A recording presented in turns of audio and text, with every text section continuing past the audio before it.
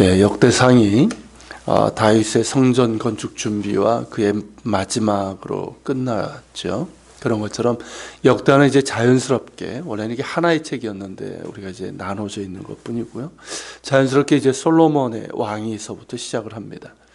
1절에 보면 다윗의 아들 솔로몬의 왕위가 견고하여 가며 그의 하나님 여호와께서 그와 함께 하사 심히 창대하게 하시니라 라고 말씀하고 있습니다. 여기서 우리는 하나님께서 다윗에게 주신 언약과 축복이 그의 아들 솔로몬에게 그대로 이루어졌음을 볼 수가 있습니다. 다윗이 왕위에 올랐을 때 그의 왕권이 하나님께서 함께 하심으로 강성했던 것처럼 솔로몬 역시 하나님께서 그와 함께 하심으로 그의 왕위가 견고해졌고 심히 창대해졌음을 말씀하고 있습니다. 이런 연속성은 하나님이 다윗의 집을 세우겠다고 하시는 그 언약이 있었죠. 그 언약의 결과입니다. 그 약속하신 바를 신실하게 이루시는 하나님의 신실하심, 그 은혜를 보여주고 있는 것이죠. 이어서 나오는 내용이 바로 이제 솔로몬의 일천번제라고 이름 붙여진 장면입니다. 그런데 이제 열왕기와 이제 비교해서 보면 열왕기에는 이제 솔로몬이 왕위에 오르고 나서 있었던 몇 가지 사건을 기록하고 있는데 역대기의 경우는 그것들을 생략하고 바로 일천번제로 이어집니다. 그렇다면 역대기 저자가 강조하려는 바가 있겠죠. 그 강조점이 무엇인가 하는 건데, 그것은 이제 하나님께서 다윗에게 주신 언약, 곧 우리가 이제 다윗 언약이라고 그러는데, 그 다윗 언약과 솔로몬에게 주어진 성전 건축과 관련이 있습니다. 즉 단순히 솔로몬이 일천번제를 드렸더니 하나님께서 이런 복을 주셨다, 이것이 아니라 다윗 언약과 성전 건축과 연결되는 것이 바로 일천번제라는 것입니다. 솔로몬은 이제 신하들과 그리고 이제 방백들, 족장들에게 명령해서 온 회중과 함께 기본으로 갑니다. 언약궤는 이제 예루살렘에 있었지만 성막은 기본에 있었기 때문입니다. 성막에는 이제 번제단이 있고, 그래서 솔로몬은 기본에 가서 1000마리의 희생 제사를 그렇게 하나님께 드렸습니다. 그리고 그날 밤에 하나님께서 솔로몬에게 나타나셔서 내가 너에게 무엇을 주랴, 너는 구하라라고 말씀하셨습니다. 그러니까 즉각적인 응답의 경우죠. 근데 여기서 말한 이제 강조점, 여기서 이제 앞에서 말한 그 강조점을 볼 수가 있는데 11절이 그 키워드라고 할 수 있어요. 11절에 보면 하나님께서 솔로몬에게 뭐라고 말씀하십니까? 이런 마음이 내게 있어서, 이거예요, 이거. 그러니까 단순히 일천번제를 드렸더니 하나님께서 응답해 주셨다는 것이 아니라 이런 마음이 너에게 있어서 하나님께서 그 마음을 보시고 이렇게 솔로몬의 일천번제 즉각적인 응답을 해 주셨다는 겁니다. 그렇다면 하나님께서 솔로몬에게 말씀하신 이런 마음, 즉 솔로몬에게 있었던 그 마음은 무엇이었을까요? 그 첫째는 예배자의 마음입니다. 솔로몬의 아버지 다윗은 예배자였죠. 지난 시간에 나누었던 것처럼 다윗의 인생은 하나님으로 정의될 수 있는 인생이었어요. 하나님을 뺀다면 다윗의 인생은 아무것도 아니에요. 그냥 뭐 어느 나라에 좀 뭐 훌륭했던 왕 정도? 그 정도밖에 없어요. 그러나 다윗의 인생이 그렇게 빛날 수 있는 것은 뭐냐면 하나님이 그 중심에 있었기 때문이죠. 그만큼 하나님을 사랑했고 하나님을 예배했고 찬양함이 그의 최고의 기쁨이었고 행복이었습니다. 이러한 예배자의 마음이 솔로몬에게도 있었던 거죠. 물론 그 마음이 끝까지 가지 못했지만 솔로몬이 왕위에 오른 초기에는 그의 아버지 다윗처럼 예배자의 마음을 가지고 하나님을 찾았고 또한 감사하며 하나님의 궁유를 구했던 겁니다. 하나님은 지금도 예배자를 찾으십니다. 하나님을 온 마음으로 사랑하고 그리고 하나님이 행하신 일들을 기뻐하고 감사하면서 하나님의 얼굴을 구하는 예배자, 그런 예배자를 찾으시고 그런 예배자에게 그 얼굴빛을 비추시는 하나님이십니다. 그리고 두 번째는 하나님의 언약을 믿고 의지하는 마음입니다. 자, 9절에서 솔로몬이 이렇게 간구하죠. 여호와 하나님의 원하건대 주는 내 아버지 다윗에게 허락하신 것을 이제 굳게 하옵소서. 주께서 나를 땅의 티끌같이 많은 백성의 왕으로 삼으셨사오니. 여기에 여러분 이 두 가지 언약이 담겨져 있어요. 첫째는 뭡니까? 하나님께서 다윗에게 허락하신 게 뭡니까? 다윗의 집을 세우시겠다, 친히 세우시겠다 하신 다윗 언약이죠. 그리고 하나님이 자신을 땅에 티끌같이 많은 백성의 왕으로 세우셨다고 했는데 이것은 뭘 얘기하는 겁니까? 하나님께서 아브라함과 이삭과 야곱, 족장들에게 주신 약속이잖아요. 그 언약이잖아요. 그 두 언약이 이미 이루어진 거예요. 그래서 솔로몬은 이 두 언약을 굳게 붙잡고 자신을 통해서 이 언약이 더욱더 굳건하고 충만하게 이루어지기를 구하고 있는 것입니다. 하나님은 하나님의 약속을 이렇게 붙들고 기도하는 사람의 모습을 보여주고 있는 것이죠. 보통 여러분 응답받는 기도의 요건으로 약속을 붙들고 기도하는 것을 말합니다. 성경에 나오는 하나님의 약속들, 그리고 우리가 개인적으로 받은 약속이 있다면 그 약속을 붙들고 기도하라는 것이죠. 실제로 그렇게 약속을 붙들고 기도하는 그 기도에는 응답하시는 은혜가 많습니다. 그리고 무엇보다 우리에게는 분명한 약속이 있습니다. 바로 예수 그리스도이십니다. 예수님은 하나님의 언약의 성취입니다. 성경의 모든 언약이 예수님 안에 있습니다.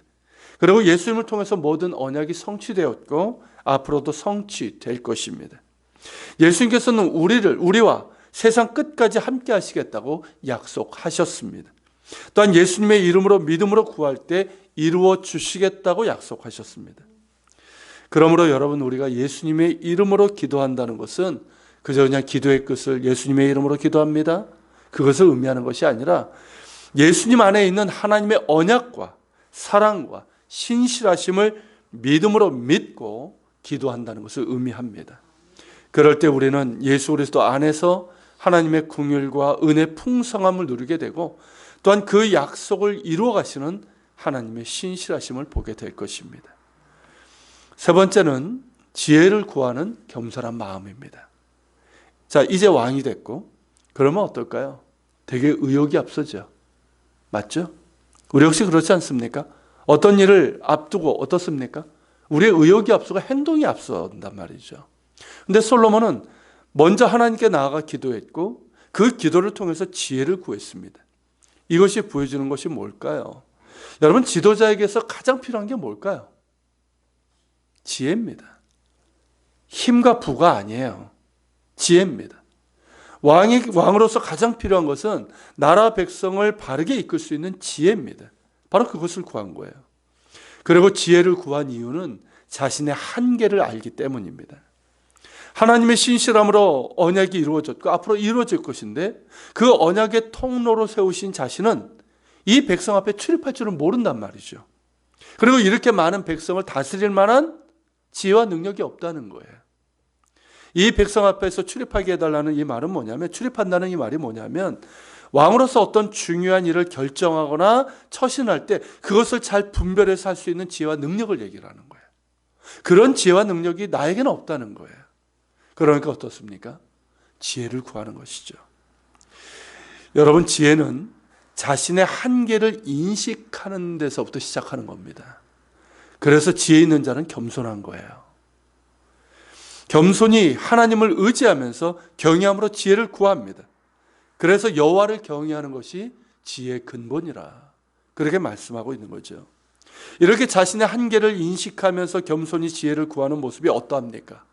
하나님 보시기에 좋을 수밖에 없는 거죠. 기도보다 의욕이 앞서지 않고 기도보다 행동이 앞서지 않는 모습이에요. 하나님께서 지혜와 능력을 주시지 않으면 나는 할 수 없다고 하는 겸손이고 간절함입니다. 그런 마음이 하나님 보시기에 좋았고 하나님께서 그에게 지혜는 물론 그가 구하지 않은 부와 장수도 선물로 주셨습니다. 이런 솔로몬의 모습에서 우리는 중요한 것을 확인하게 됩니다. 기도보다 앞서지 않는 거예요. 우리가 많이 듣고 아는 것 같은데 실제로 우리의 삶의 모습을 보면 그렇지 못할 때가 많습니다. 내 의욕, 내가 생각하는 것, 계획, 행동, 실천, 이런 것들이 먼저가 아니라 기도가 우선이고 기도보다 앞서지 않는 것입니다.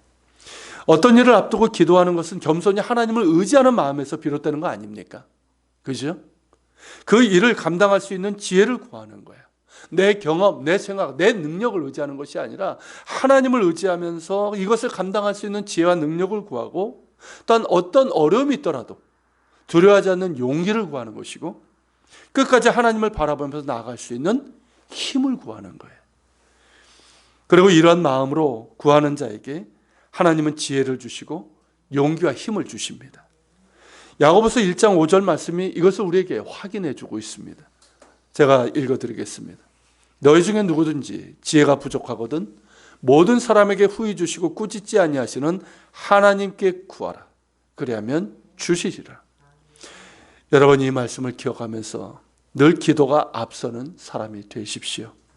자신을 의지하는 사람이 아니라 하나님을 의지하면서 하나님께 지혜와 용기와 힘을 구하는 우리가 될 수 있기를 바랍니다. 같이 기도합시다. 오늘 말씀을 기억하면서 기도합시다. 역대기 저자는 하나님의 신실하심을 말하고 있습니다. 다윗에게 주셨던 약속이 그의 아들에게 어떻게 이루어졌는지를 보여주고 있고, 그리고 이 솔로몬의 1000번제를 통해서 우리가 보는 것은 어떤 그것을 드렸기 때문에 하나님께서 즉각적으로 응답하셨다는 그런 것이 아니라 그에게 이런 마음이 있었기 때문에 오늘 말씀을 통해서 나눈 것처럼 솔로몬에게는 정말 하나님께서 보시기에 기뻐하실 수 있는 그런 마음이 있었습니다. 그 마음을 가지고 하나님의 긍휼을 구하고 하나님의 도우심을 구했기에 하나님께서 이렇게 응답해 주신 겁니다. 우리도 그렇게 기도했으면 좋겠습니다. 하나님, 정말 하나님 보시기에 기뻐하시는 그런 마음이 우리 가운데 있길 원합니다. 그런 마음을 부어 주시옵소서. 그리고 그 마음을 가지고 하나님의 긍휼하심과 도우심을 구하고 특별히 하나님 지혜를 허락해 주시옵소서. 의욕과 행동이 앞서는 것이 아니라 하나님 지혜를 주시고 또 용기를 주시고 끝까지 감당할 수 있는 힘을 주시옵소서. 하나님의 도우심 없이는 우리가 살아갈 수 없고 감당할 수 없나이다. 하나님의 도우심을 구할 수 있는 그런 마음을 주시고 그런 기도가 되길 원합니다. 같이 기도하며 주님 앞에 나아갑시다.